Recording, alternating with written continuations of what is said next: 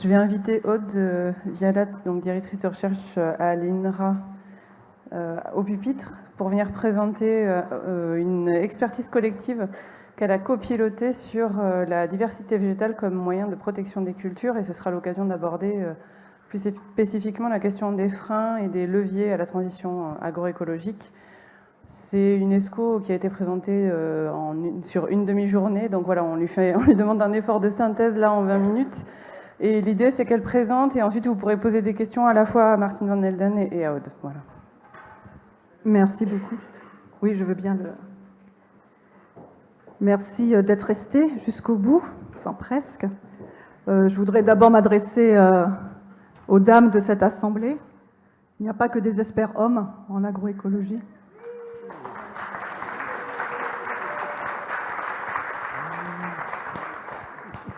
Donc, mesdames les étudiantes, vous avez le droit de parler, de vous investir et d'être particulièrement présentes dans cette transition.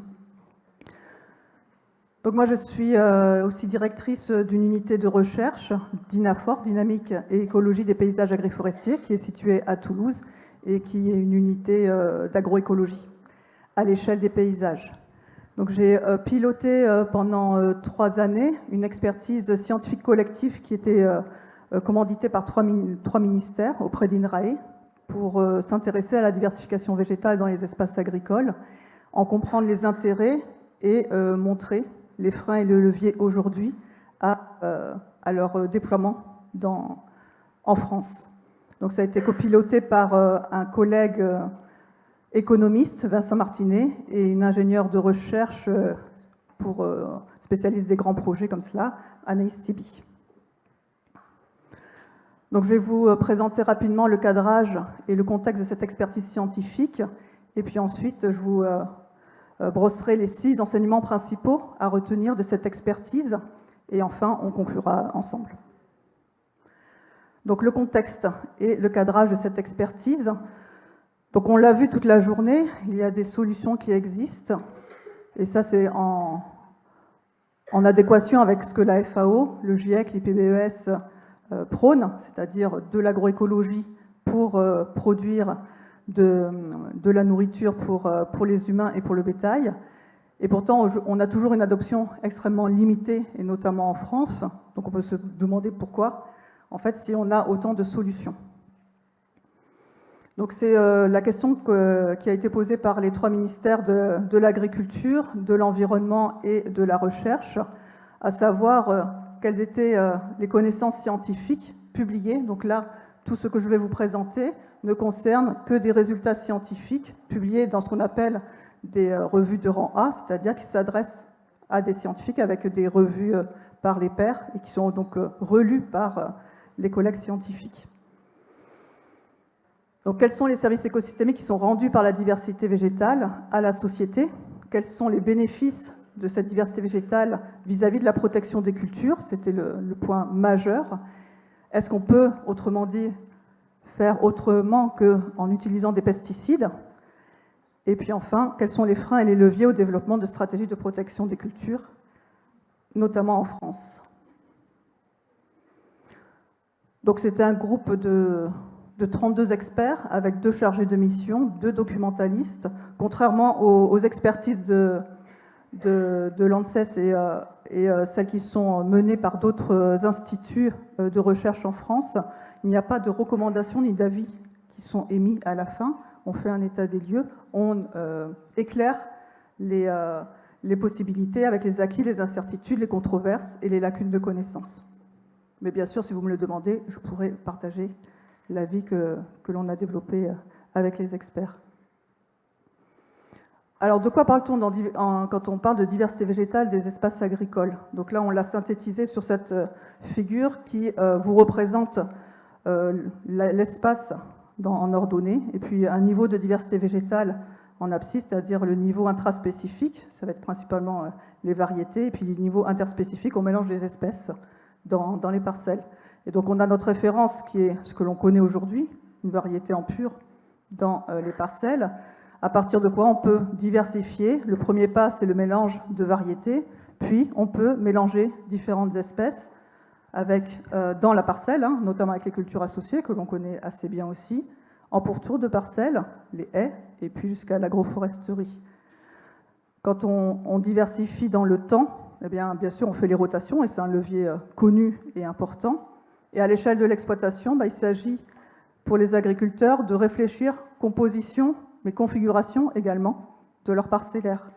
Donc la composition, c'est qu'est-ce que j'implante dans mes parcelles, et la configuration, comment j'agence. C'est ces différents éléments dans l'espace qui peuvent permettre d'augmenter les interfaces et donc favoriser des échanges d'eau, de matière et d'organismes. Et puis enfin, on peut réfléchir tout cela à l'échelle du paysage, c'est-à-dire un ensemble d'exploitation, et notamment avec des outils comme la modélisation, imaginer comment on peut faire optimiser les assolements pour avoir de multiples services écosystémiques, dont la gestion de l'eau. Alors comme je vais notamment avoir un discours sur ces bioagresseurs à un moment donné, on parle de bioagresseurs, l'ensemble des organismes qui vont créer des problèmes pour la production agricole. On retrouve les pathogènes, les adventices, les invertébrés, et tout cela vont entraîner des dégâts sur les plantes cultivées. Et quand on parle de régulation naturelle de ces bioagresseurs, c'est utiliser justement ces fameux mécanismes écosystémiques que l'on a à l'œuvre naturellement dans les parcelles et dans les paysages, et on peut les résumer en deux grandes catégories. Vous avez votre plante ici que l'on cherche à cultiver, on peut l'adjoindre avec une autre plante qu'on cherche aussi à cultiver. Dans ce cas-là, on essaye de diluer la plante hôte. Par exemple, vous êtes le bioagresseur, vous êtes un puceron qui adore le blé. Si vous diluez le blé parmi des plantes qui ne sont pas mangeables par le puceron, vous le diluez, et le puceron il va avoir du mal à retrouver le blé parmi ces plantes cachées, notamment parce qu'il utilise des récepteurs lumineux avec des photorécepteurs pour retrouver le blé. C'est la même chose avec l'agroforesterie, par exemple. Donc on essaye de jouer à cache-cache, cacher notre plante par rapport aux bioagresseurs. Et puis le fait de diversifier aussi avec des plantes naturelles, c'est fournir des ressources aux auxiliaires des cultures, parce que ces auxiliaires des cultures, certes, ils bouffent du puceron par exemple, mais pas que ça. C'est comme nous, c'est comme si on nous disait je te donne à manger, mais pour le reste, je t'empêche de faire ce dont tu as besoin. On a besoin de dormir, on a besoin de se reposer, il y a besoin de reproduction. Et donc là, pour toutes ces étapes dans les cycles biologiques, souvent c'est associé à des habitats différents. Et c'est associé avec des habitats qui sont semi-naturels dans les paysages. Et il faut les fournir, sinon ça ne marchera pas.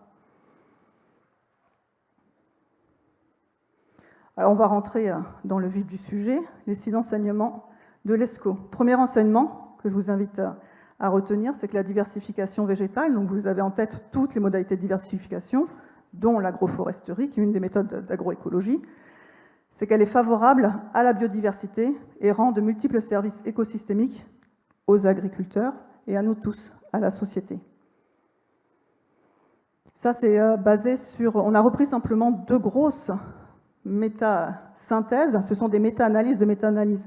Alors les chercheurs, on est capable d'emboîter des informations les unes par rapport aux autres. Et donc là, on a plus de 5000 études primaires dans ces méta-synthèses qui sont repris d'un point de vue statistique, et donc autant dire que le message est statistiquement lourd, d'accord ?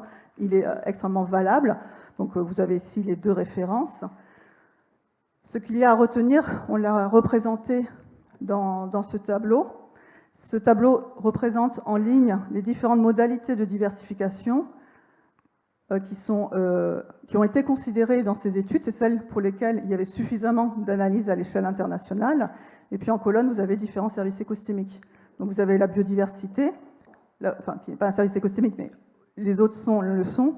Ensuite, la pollinisation, qualité des sols, qualité de l'eau, régulation de l'eau, les gaz à effet de serre en termes de fixation, et puis le stockage du carbone.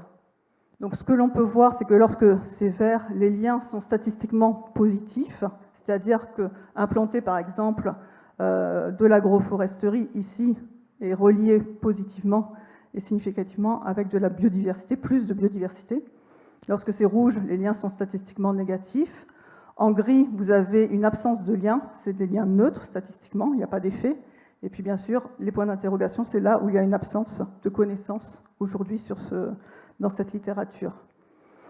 Donc ce que l'on peut retenir, et c'est déjà un point très positif, c'est que lorsque c'est étudié, donc les cases colorées, eh bien, on a très majoritairement des cases vertes, avec donc des modalités de diversification qui sont favorables à la biodiversité ou aux services écosystémiques pour lesquels ils ont été étudiés.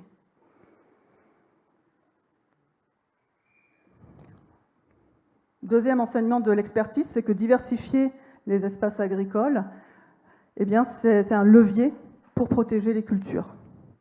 Donc oui, on peut essayer de faire autrement qu'en utilisant des pesticides. Donc ça, c'était un travail sur lequel nous, on a fait, avec les 32 experts, une analyse bibliographique, c'est-à-dire que là, on a étudié l'ensemble de la littérature qui porte sur ce sujet à l'échelle internationale, et on a synthétisé l'ensemble des données dans ce type de tableau où l'on retrouve nos différentes modalités de diversification, soit à l'échelle de la parcelle, soit à l'échelle du paysage, et puis des catégories. Alors c'est grossier, hein, mais c'est des grosses catégories de bioagresseurs. Donc vous avez les insectes, sol et aériens, les adventices, des pathogènes, sol et aériens, nématodes, et puis d'autres bioagresseurs. Donc ça veut dire que pour une case, on a un mélange de cas d'études. Donc une case, ce n'est pas une seule culture, ça regroupe toutes les cultures qui ont utilisé par exemple de l'agroforesterie et qui ont ciblé un ou plusieurs bioagresseurs. On a appliqué le même code couleur en ajoutant un bleu, c'est-à-dire que là vous avez les effets qui sont théoriques, qui sont bien recensés dans la littérature. Ces effets sont très majoritairement positifs, mais ça reste conceptuel. C'est-à-dire qu'il n'y a pas suffisamment de cas d'études pour démontrer de façon empirique les effets. En jaune aussi, c'est le fait qu'il n'y a pas de consensus dans les vignettes que je vous ai présentées. Il y a des cas où ça favorise la régulation du bioagresseur, puis il y a d'autres cas où ça ne marche pas, voire ça aggrave la situation. Donc ce que l'on peut voir, c'est qu'on a une diversité de cas, hein, qu'on a aussi des absences, vous voyez, de compréhension de ce qui se passe, parce qu'il n'y a pas assez d'études. Ce que l'on peut voir, c'est qu'un point très positif à retenir, c'est que si on regarde chaque colonne, eh bien, on a des effets positifs de la diversité végétale qui sont décrits pour chaque catégorie de bioagresseurs. Donc on a quand même des voies de passage qui sont recensées de façon systématique. Alors, je ne rentre pas dans les détails là, si vous voulez poser des questions, j'y répondrai avec plaisir. En tout cas, diversifier la végétation des parcelles et des paysages, c'est un levier pour protéger les cultures, mais le résultat transversal à toute cette littérature scientifique, on l'a vu, il y a une dépendance au contexte. On a beaucoup parlé de terroir et de territoire, enfin moins de territoire, on a parlé de terroir aujourd'hui. Bien oui, en fait, c'est contexte dépendant. Et ce contexte, c'est les conditions climatiques locales, c'est le type de sol, c'est la disponibilité en eau, etc. Et donc, il n'y a pas de préconisation générique possible à faire avec ces mesures de diversification pour contrôler les bioagresseurs. Et ça, c'est vraiment au désavantage de ces méthodes d'agroécologie par rapport aux pesticides. La même molécule, le glyphosate, à l'échelle mondiale, ça marche. L'alternative va être une déclinaison de possibilités. Et notamment les investisseurs et pour les industriels, une possibilité qui doit être déclinée en moult possibilités, enfin en moult sous-catégories, ça n'a pas le même intérêt financier.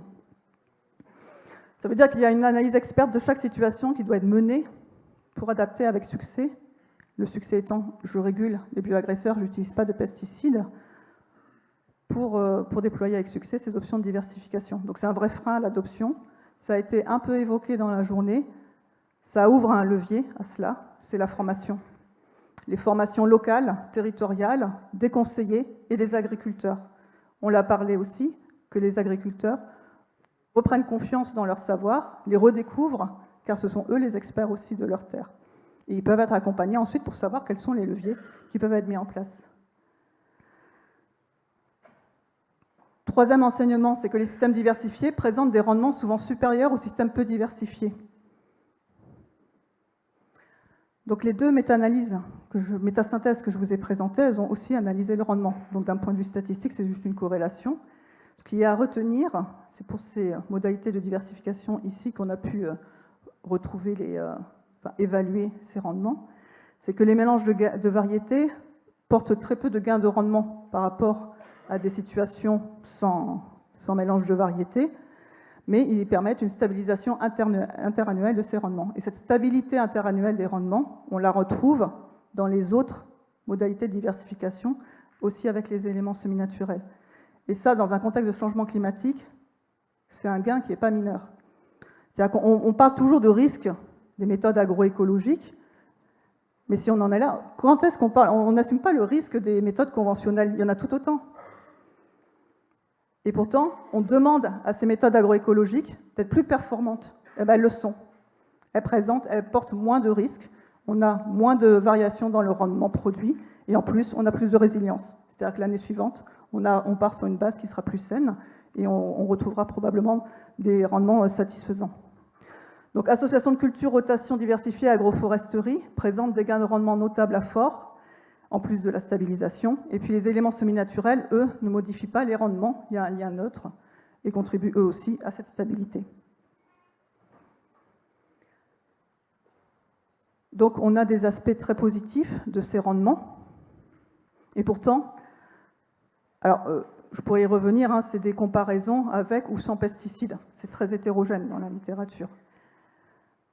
Ce que l'on peut voir, c'est que même si ces rendements ne décrochent pas tant que ça par rapport au conventionnel, voire sont supérieurs dans certains cas, bien, le point qui est à retenir, c'est que dans toutes ces analyses, on n'est jamais dans les conditions optimales de maximisation de rendement agroécologique. On l'a légèrement évoqué ce matin, on n'utilise que des variétés de type conventionnel qu'on met en conditions agroécologiques. Donc on se donne des bases qui ne marchent pas d'entrée de jeu. Et pourtant, ça ne décroche pas tant que ça. Et on est dans des parcelles où les sols ont souvent été arrosés de pesticides. Et pourtant, on ne décroche pas tant que ça. Et les paysages tout autour, c'est que des parcelles dans lesquelles on arrose de pesticides. Donc les piafs, les chiroptères, les papillons, etc., ils en ont eu. Et la biodiversité a été touchée. Et pourtant, déjà, dans ces conditions sous-optimales d'expression des processus agroécologiques, on ne décroche pas tant que ça. Donc si on met les moyens, avec des variétés adaptées, avec des paysages où il y a une cohérence agroécologique pour l'expression maximale de l'ensemble de ces équilibres écosystémiques, on peut imaginer la marge de progression que l'on peut avoir et la compétitivité de nos systèmes agroécologiques par rapport aux systèmes conventionnels. Aujourd'hui, il n'y a pas de paysage et de territoire agroécologique. Donc on ne peut pas l'expérimenter encore, ni l'observer. Quatrième enseignement, c'est que la diversification végétale a des effets contrastés sur la rentabilité économique de l'exploitation à court terme. Donc là, on va passer sur les 3 derniers enseignements qui sont des enseignements technico-socio-économiques qui ont été faits avec les collègues de ces disciplines qui étaient dans le groupe d'experts. Donc cette rentabilité, qui est un nœud du problème central, bien évidemment, pour ces entreprises que sont les exploitations agricoles, eh bien, on voit que ça dépend d'un ensemble de facteurs sur lesquels la diversification végétale, suivant la modalité que vous déployez, ça va avoir des effets neutres, positifs ou négatifs. Par exemple, le mélange de variétés, ça ne change rien à votre temps de travail, voire ça peut le diminuer si vous n'avez pas à faire un passage, par exemple, pour appliquer un pesticide. Mais ce que de la synthèse de la littérature scientifique sur cette rentabilité montre qu'en fait, il est vraiment difficile d'anticiper cette rentabilité des systèmes diversifiés. Il y a des effets complexes et multiples de la diversification, et puis ce sont uniquement des estimations ponctuelles qu'on en a pu retrouver, et on retrouve cette contexte dépendance. En fait, vous êtes dépendant des filières qui existent dans votre territoire principalement, et de ces conditions de production. Donc cette rentabilité, elle est difficile à généraliser. Et je vais aussi faire une digression qui est la même que celle pour les rendements. Pour la rentabilité, de fait, on est sur un jeu perdant lorsqu'on essaie d'analyser la rentabilité des agroécosystèmes dans nos conditions d'aujourd'hui. Le système conventionnel, il est ultra optimisé. Il est perfectionné. On en connaît toutes les dérives, mais il est perfectionné sur l'ensemble des filières. Et on en modifie un paramètre, par exemple, on met 2 espèces en mélange, et on essaie de comparer cette rentabilité au système perfectionné. Ces 2 espèces en mélange, c'est des variétés qui sont faites pour être en pur. Donc c'est un jeu de dupes. La rentabilité estimée de cette façon, de fait, vous dégradez le système perfectionné. Donc qu'est-ce qu'il faut faire? Là encore, ça rejoint mon appel à avoir des territoires agroécologiques cohérents. Quand je vous le disais, c'était d'un point de vue des services écosystémiques, mais aussi technico-socio-économiques. Il faut avoir les débouchés, les variétés, tout le conseil qui va avec des pratiques agroécologiques pour être comparables. Donc on compare système avec système, pas un paramètre du conventionnel avec un paramètre de l'agroécologie. C'est un jeu perdant. Mais c'est un jeu qui est souvent mis en avant parce que ça sert aussi d'autres intérêts. Donc la diversification est plus performante économiquement dans ces 4 cas. Premier cas, c'est dans un contexte de forte pression des bioagresseurs. Finalement, la diversification permet souvent d'avoir une meilleure performance économique lorsqu'on a des pullulations très fortes. Les exploitations s'en sortent mieux.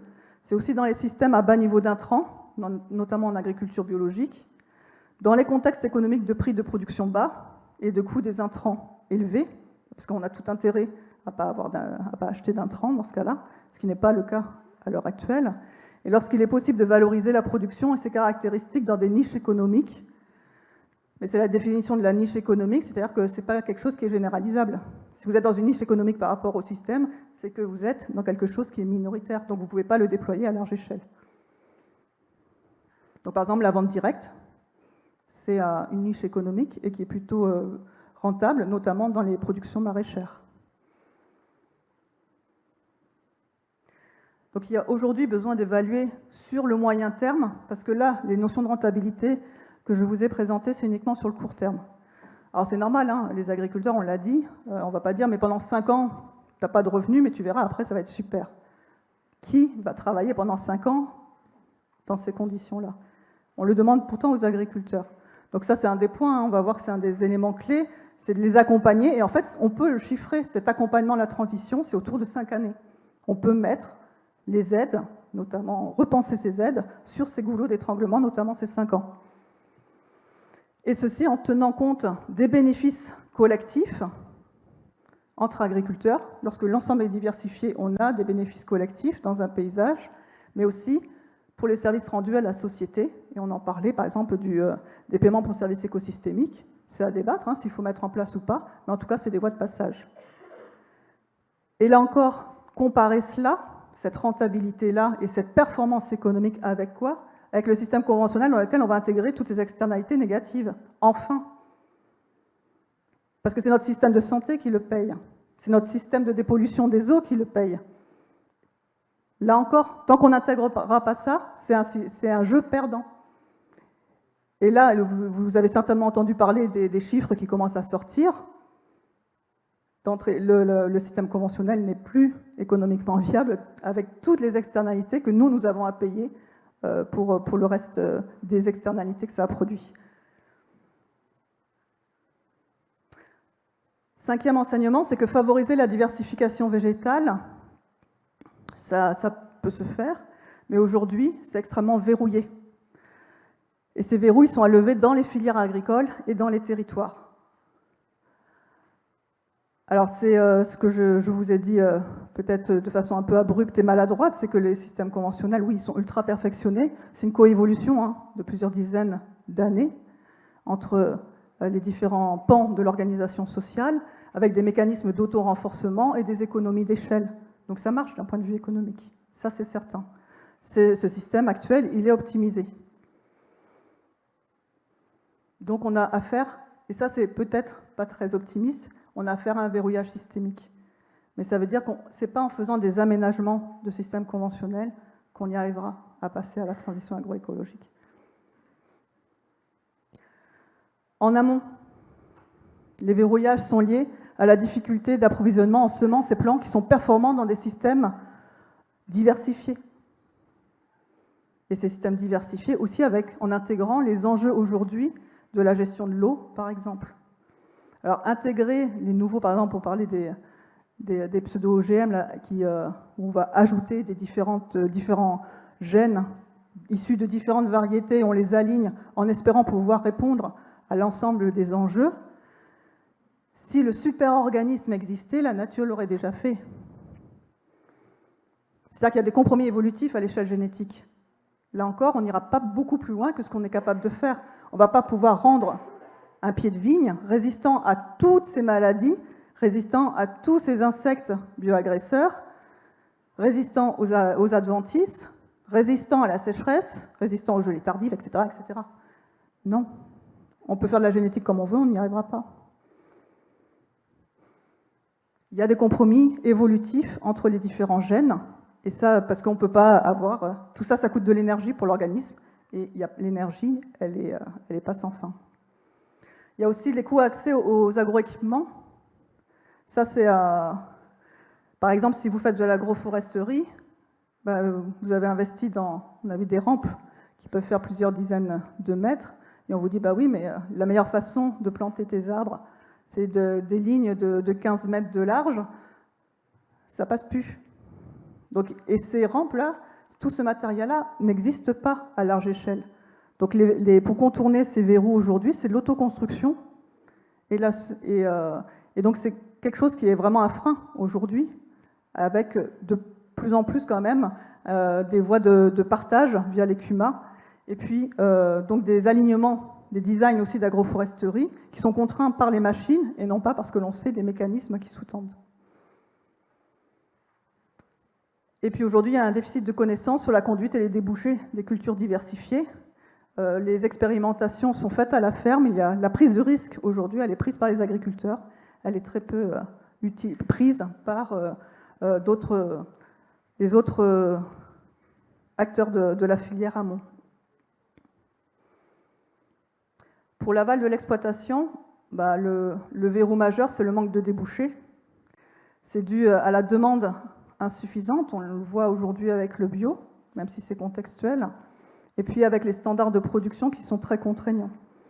Par exemple, pour la panification, il faut des blés avec telle teneur de protéines, et c'est quelques variétés qui sont capables de le faire. Alors après, vous pouvez faire des mélanges de variétés et obtenir ce taux-là, mais ils ne sont pas acceptés dans les coopératives. Donc à ce moment-là, vous devenez un boulanger fermier. Et c'est double métier. Donc les leviers, c'est les circuits de mise sur le marché alternatif, et puis aussi des certifications et la valorisation avec l'idée du consentement à payer par les consommateurs. Et un point essentiel dans toute cette filière, c'est la place des coopératives agricoles. Aujourd'hui, elles sont plutôt les verrous de ces modifications, de ces passages à l'agroécologie. Par exemple, avec la loi Egalim, elles ont choisi la vente des phytos très majoritairement, plutôt que le conseil aux agriculteurs. Et puis, un autre exemple parmi d'autres, c'est que lorsque vous êtes un agriculteur qui s'engage dans les cultures associées, les mélanges d'espèces, eh bien la coopérative vous dit oui, très bien, mais tu fais le tri toi-même. Et donc ça veut dire une nouvelle machine. Et donc des coûts associés supplémentaires. Alors que ça devrait être pris en charge en fait par la coopérative.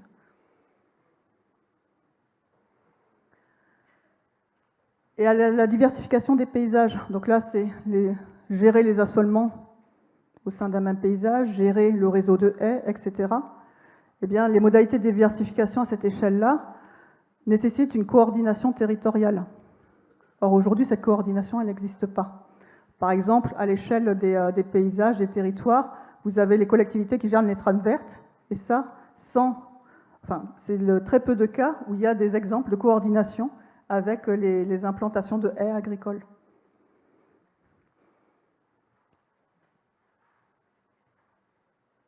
Donc il y a des verrous organisationnels avec cette difficulté de coordonner les acteurs. Certainement que les coopératives ont un rôle à jouer là-dedans. Elles sont centrales dans ces filières. Et donc cette transition ne pourra pas se faire sans elles. Et donc elles sont certainement le levier majeur de demain pour cette transition-là.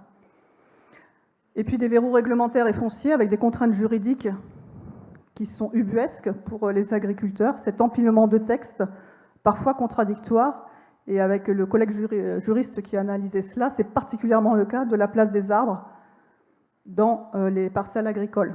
Or, on a beaucoup parlé d'agroforesterie, d'implantation de haies, etc. Et vous avez des outils juridiques qui, la jurisprudence fait qu'avec ces outils juridiques, c'est toujours en défaveur de l'arbre. Donc, dernier point clé, c'est les politiques publiques sont un déterminant du déploiement de la diversification végétale. Donc, c'est le nuage autour de tout ça. Ce qu'on voit, c'est que ça a été un déterminant majeur de la transition vers une agriculture productiviste.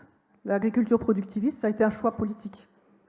Donc, si on veut en changer, c'est un choix politique. Ces politiques, elles sont nécessairement ambitieuses aujourd'hui. Elles sont risquées pour les décideurs politiques, mais elles sont absolument nécessaires pour sortir de ces verrouillages systémiques de l'agriculture conventionnelle. Et elles sont à décliner depuis l'Europe, l'échelle nationale. Et puis j'ai pris l'exemple ici, Nouvelle-Aquitaine, pour les différentes instances, les assemblées décisionnelles. Et on l'a vu à l'échelle des régions en France et des territoires, on voit que c'est là que ça bouge le plus. Notamment les plans alimentaires territoriaux sont aujourd'hui des occasions de réfléchir ensemble autour de ces enjeux-là. Donc, ce que l'on peut faire pour se baser sur ces politiques publiques et leur design, c'est intégrer les effets négatifs de l'usage des pesticides avec, oui, il faut interdire certaines molécules et à terme, toutes les interdire. Et incitatif, avec des taxations, etc. Alors, quel pas de temps? Oui, ça c'est aussi les décisions politiques qui sont nécessaires pour voir quelle est la faisabilité. Les bénéfices écologiques liés à la diversification à l'agroécologie sont intégrés dans ces politiques, puisque c'est pour notre santé. Et donc on fera des économies à l'échelle, et ces économies, on peut les reverser par exemple pour accompagner les agriculteurs pendant les 5 années charnières, ou en cas par exemple d'un événement climatique catastrophique.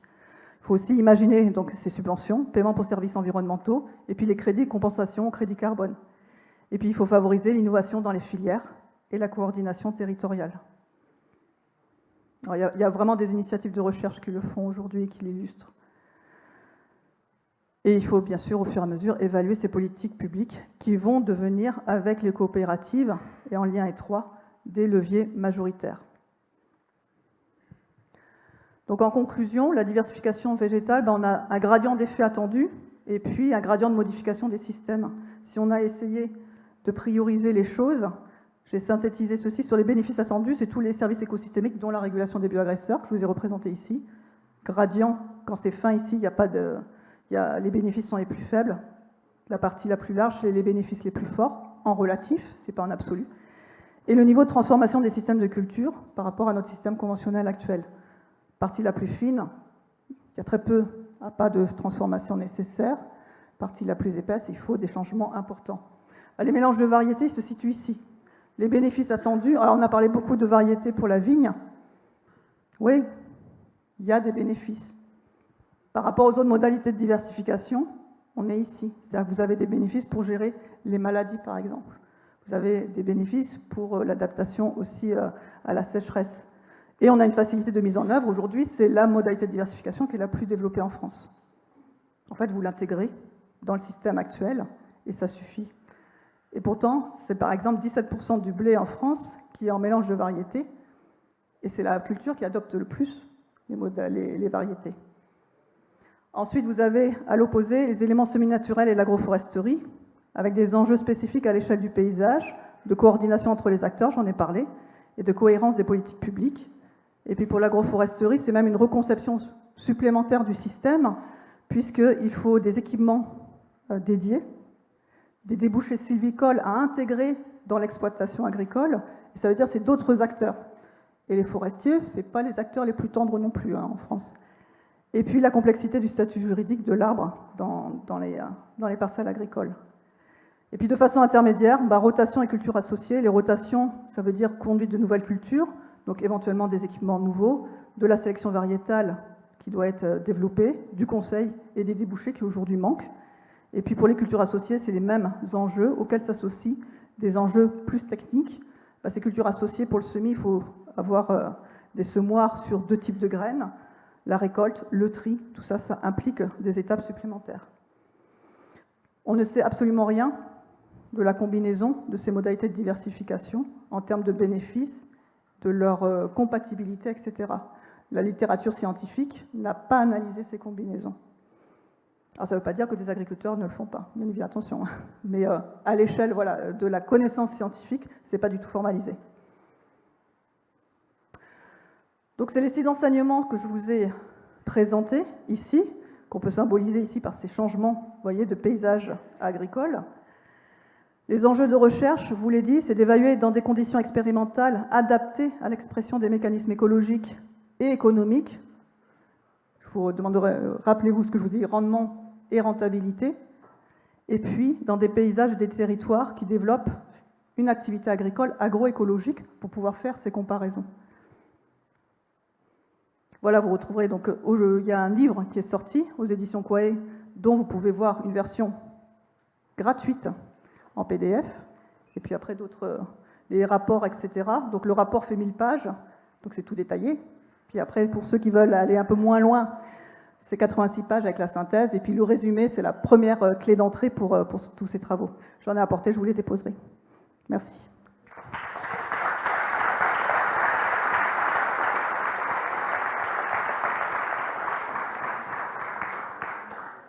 Est-ce qu'il y a des questions ?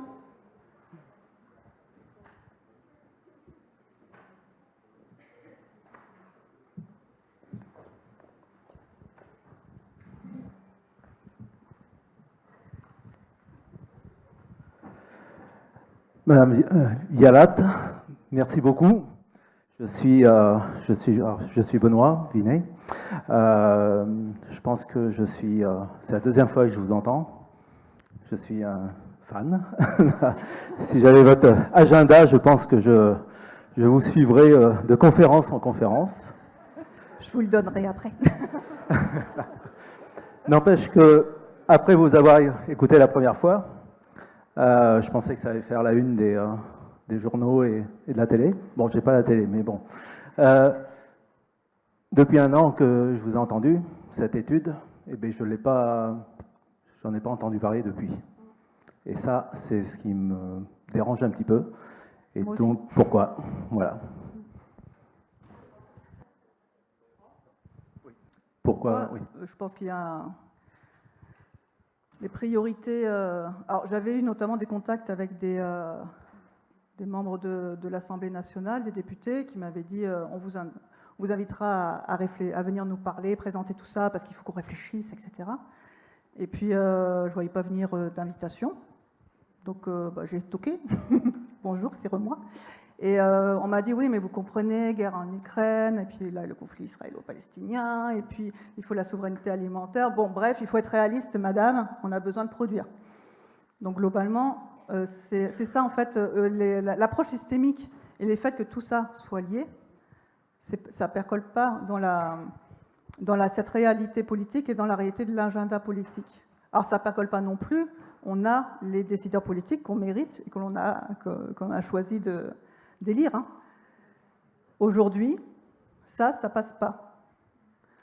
Alors, le rapport, on était 2 expertises sœurs qui ont été menées en parallèle. Le rapport sur les conséquences des pesticides, qui montrait qu'on en trouve partout, que tout est pollué, etc. Lui, il a été entendu. Il est notamment, donc il y a des liens avec l'INSERM.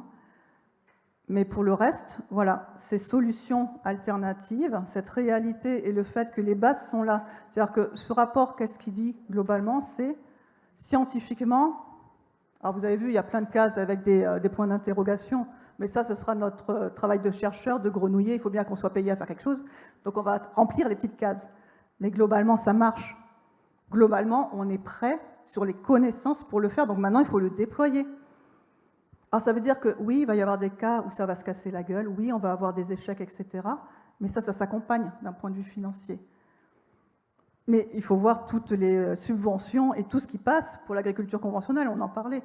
Parce que, avec certains agriculteurs là, qui sont un peu réfractaires, je dis, parce que j'ai été attaqué une fois sur le fait que j'avais un statut de fonctionnaire, je fais, mais on est collègues, vous êtes fonctionnaire aussi, monsieur. Vous êtes payé par la PAC. Vous êtes payé par la PAC, et la PAC, c'est nos impôts. Donc finalement, on est collègues. Non, ça n'a pas plu. Mais en tout cas, on a continué à discuter. Parce qu'il a dit, ah, vu comme ça. Mais c'est vrai que c'est... Donc voilà, peut-être qu'on peut réallouer tout cet argent, cette somme existe. Qu'est-ce qu'on en fait? Oui, juste une remarque par rapport à ça. C'est formidable qu'on est aujourd'hui réunis pour réfléchir à l'agroécologie, mais la réalité, c'est qu'il y a un poids énorme des lobbies et que les politiques sont très sensibles aux lobbies. Aujourd'hui, on a appris que le glyphosate est autorisé pour 10 ans et que les héros mettent 300 millions d'euros sur la table pour développer l'irrigation à marche forcée sous la vigne dans l'Hérault, quoi. Donc, c'est désespérant, quoi. Oui, il y a des aspects désespérants, mais bon, là, on est un peu moins, mais de voir l'amphi plein ce matin, je trouve que voilà, c'est des petits moments aussi où on se dit, bon, on n'est pas tout seul à trouver ce désespoir-là et puis se dire, mince, comment faire passer ces messages maintenant? Bon, je fais des formations média training machin parce que essayer d'aller davantage porter ces différents messages. Je pense que maintenant les chercheurs doivent s'impliquer. Nous, les chercheurs qui travaillons sur l'agroécologie, on ne peut pas dire on fait nos travaux et puis charge à d'autres relais de les prendre parce que ça ne se fera pas.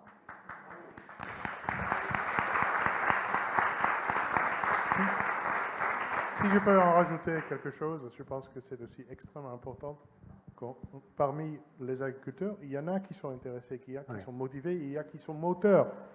Et il va falloir travailler avec ces moteurs. On sait très bien que un moteur est nécessaire pour faire bouger le poids lourd qui est toute l'agriculture. Au final aussi, les politiques. Ce n'est que par ces gens innovateurs qu'on peut vraiment faire le progrès. Et je suis très content que moi j'ai eu l'occasion de travailler avec certains d'entre eux avant que quelqu'un d'autre voudrait le faire. Ça a quand même réussi maintenant à avoir beaucoup plus d'agriculteurs qui sont intéressés, qui se sont engagés, beaucoup plus de chercheurs qui se sont engagés. Donc, à mon avis, c'est un processus qui prend du temps. Et il faut être conscient que ça prendra du temps. En génération, 15 ans, 25 ans, on verra. Un deuxième fan. Juste, vous n'avez pas parlé de la chaîne auxiliaire. La pollinisation, j'ai vu des points d'interrogation, donc ça m'interroge. Et puis, pour peut-être vous aider à toucher un peu plus l'Assemblée nationale, les politiques et tout ça, à Bordeaux, on va créer une radio métropolitaine qui va parler de la transition écologique, qui va parler de la biodiversité. Et 2025 à peu près, ça va normalement voir le jour. On a les appuis des personnes politiques. Voilà, donc on va essayer de vous aider. Et surtout en parler. Et inviter des jeunes, parce que les jeunes, ce sont des vecteurs. Merci. Oui, tout à fait. Alors là, pour la pollinisation, c'est les travaux aujourd'hui. Il faut savoir que on avait des mots-clés pour faire nos requêtes. Dans la publication scientifique, c'est devenu un business. Donc on produit... et donc là-dedans, il y a à boire et à manger. Donc il faut trouver ce qu'on... Bon, allez, on va dire, on est à Bordeaux. Alors je suis pessacaise, donc les grands crus, j'aime bien. Donc on va prendre à boire. Et effectivement, pour trouver le à boire dans le à boire et à manger, donc il y a des filtres. Et ces filtres, on sait qu'ils passent, les tamis font arrêter peut-être des publications intéressantes. Donc c'est un des points dont on a conscience. L'autre point, c'est que pour la pollinisation, c'était aussi sur la méta-analyse, ce qui fait qu'il faut toujours un nombre minimal de publications pour faire des statistiques derrière. Ce que je vous ai présenté, nous, c'était qualitatif, ce qui nous a permis de lever ce verrou-là. Mais donc on peut avoir des cas où la pollinisation n'a pas été étudiée, pour tel cas de diversification. Mais quand c'est étudié, alors par exemple pour les mélanges de variétés, c'est neutre. Mais il n'y a pas de raison en fait, que ce soit positif pour la pollinisation par exemple.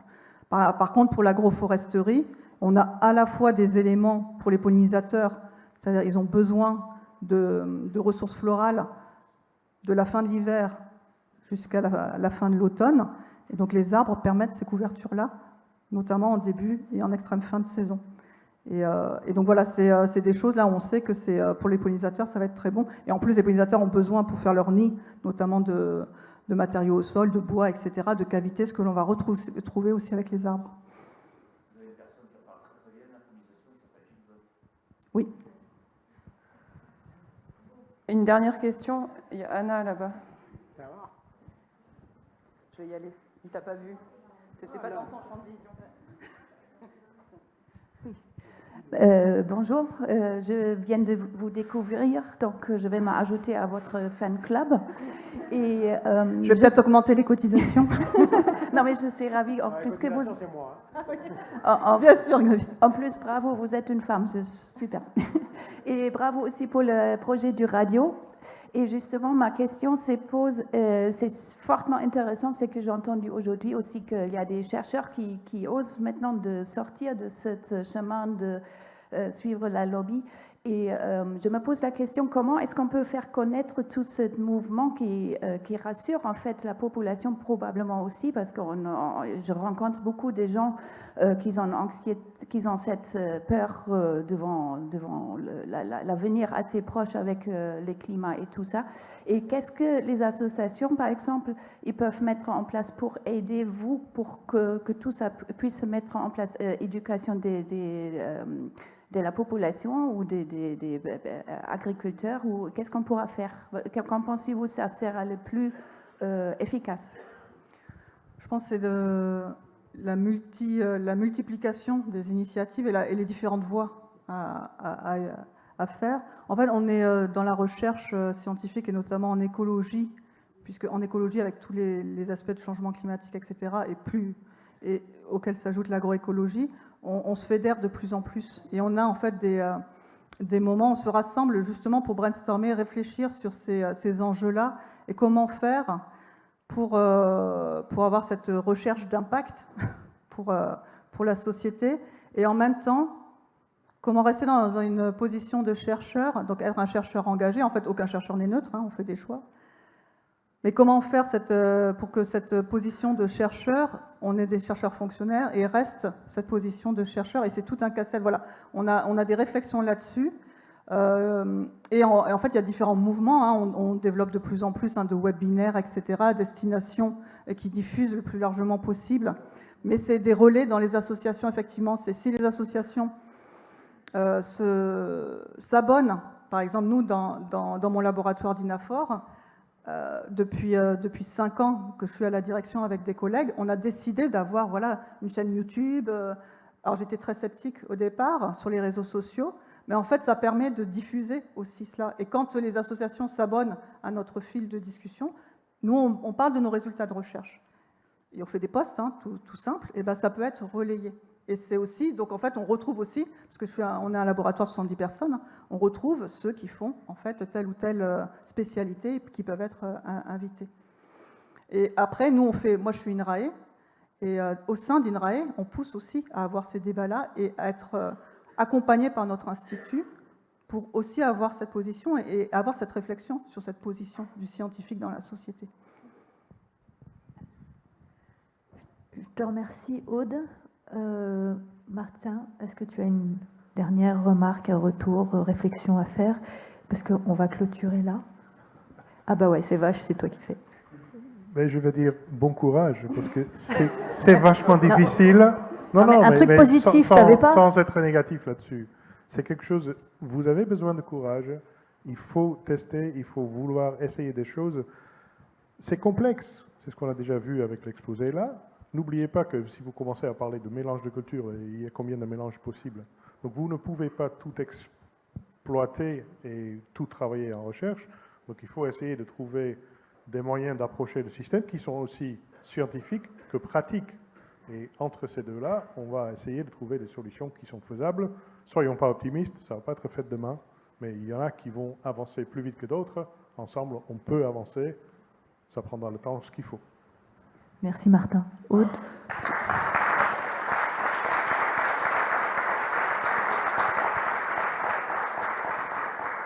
Comme dernier mot, je pense qu'on va être sur une période qui sera assez longue où on aura 2 types d'agriculture qui vont se côtoyer. Et on appellera ça de l'agriculture, mais en fait, on va avoir d'un côté l'agriculture conventionnelle qui va perdurer encore un moment. Il y a des enjeux financiers à l'échelle internationale qui sont tellement forts qu'elle sera toujours là pendant un bon moment. Mais l'agroécologie se développe et c'est aussi une agriculture qui va exister et qui sera en parallèle avec certainement tout son réseau, toutes ces filières, etc., qui seront adossées à cela. Et plus Notamment les politiques territoriales accompagneront ça et elles auront le choix où est-ce qu'elles font pencher la balance dans les agricultures qu'elles vont vouloir supporter et développer dans leur territoire. Merci beaucoup, Martin, Aude.